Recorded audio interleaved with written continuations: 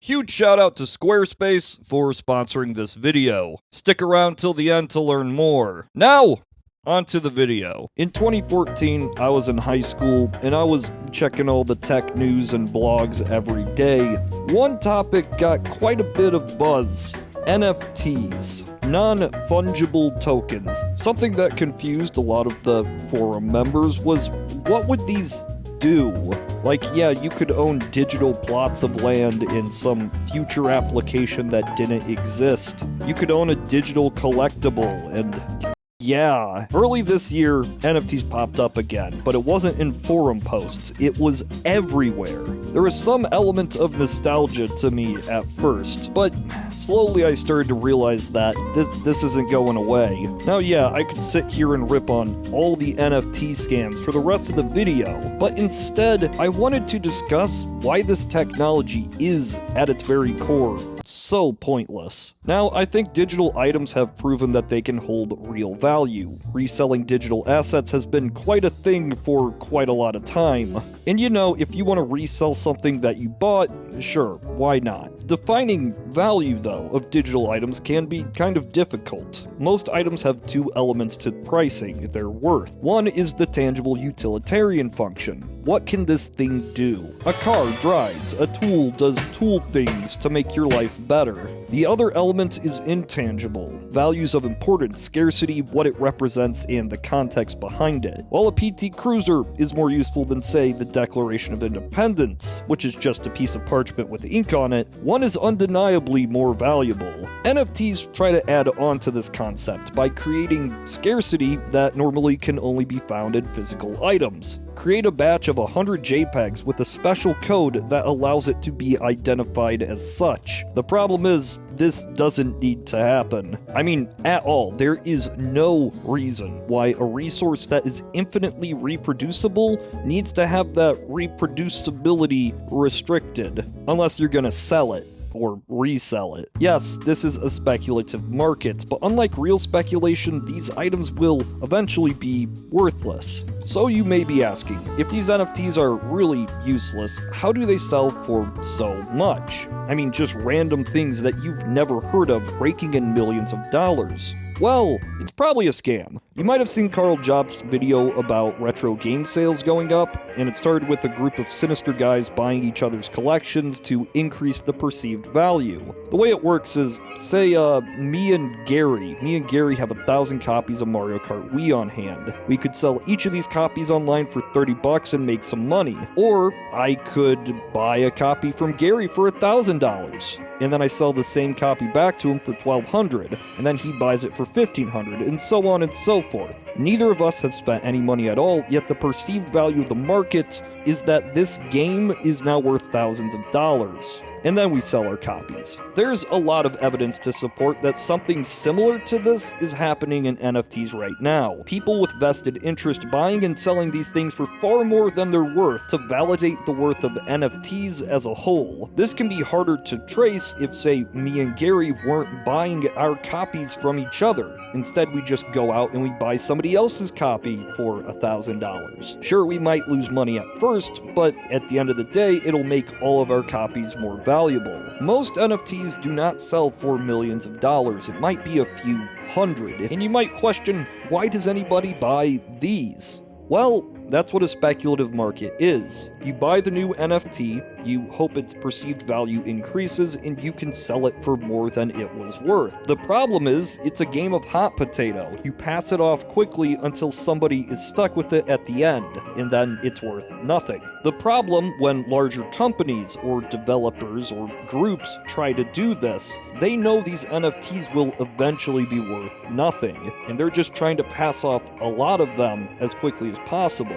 Now, I've heard every argument on why NFTs can have real value besides just reselling them. One example pops up far more than the rest, though, and it's one that I was hearing even in 2014. Say you have a fancy weapon in a game that has some insane randomly generated stats. It looks pretty cool as well. It's so cool you want to use it in all your other games. An NFT could allow you to transfer that weapon into another game. You could keep using it and truly feel like you own it. Now, while this is almost technically true, an NFT could allow for this to happen, it also really can't, for so many reasons. Say I give you a 3D asset as an NFT. Now there's enough open-ended and transferable formats for that 3D asset to be viewable on any device. It's a .fbx, .obj, or a .blend. But once you add in any additional element, any code whatsoever that describes the weapon's stats, or even the fact that it's a weapon,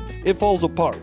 Outside that application it was created for, none of those values would be recognized. It's just random code. Animations wouldn't work because it's just a 3D mesh. Does it have collision? I don't know. Even if it's in the same game engine, say Unity or Unreal, a lot of those values only matter in context to the world around it. A weapon with 5 damage per second doesn't really matter in a game where the base hit points are 100,000 per character. This would take a complete overhaul of how video games are made just to accommodate these NFTs. So yeah, it will not happen. Some have said that there could be value in owning the original file that created digital art, not just a PNG or MP4, but Microsoft Paint. Even if you sent that Microsoft Paint file that you created the original work on, that's still a duplicate. The bits and bytes of data haven't literally walked over from your computer to somebody else's. Physically, that information is still stored on your hard drive. You just copied and moved it.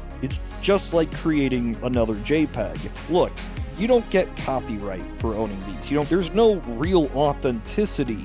Sure, the creator may have signed off on it, but so did DreamWorks when they uploaded Madagascar 2 to iTunes. NFTs have no genuine value. They never will because it is a speculative market. Reselling digital items wouldn't necessarily require NFTs, but speculating on them would. These things are just a solution to a problem that doesn't exist. In fact, it just creates the problem. A lot of big companies are testing the waters for this stuff, sometimes in truly egregious ways, but I think it could still get worse. And by this I mean unavoidable to normal people. Say you're playing Battlefield 2020.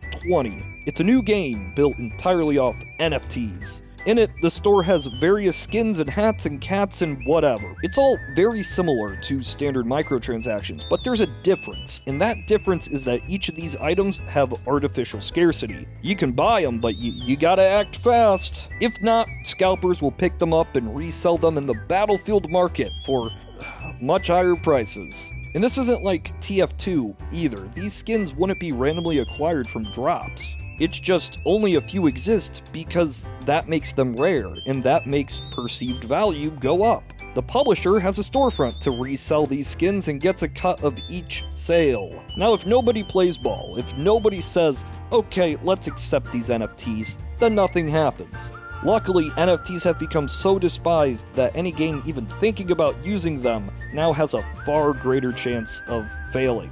My hope is that enough people decide to avoid this altogether, because, well, it only makes things worse.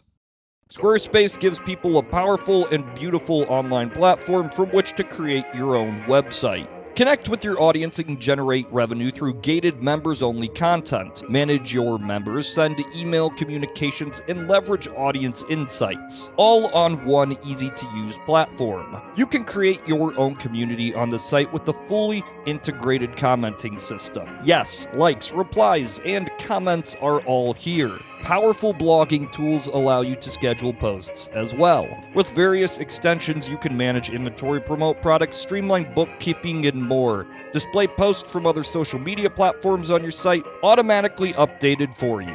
Go to squarespace.com for a free trial, and when you're ready to launch, go to squarespace.com/knowledgehub to save 10% off your first purchase of a website or domain. Link is in the description.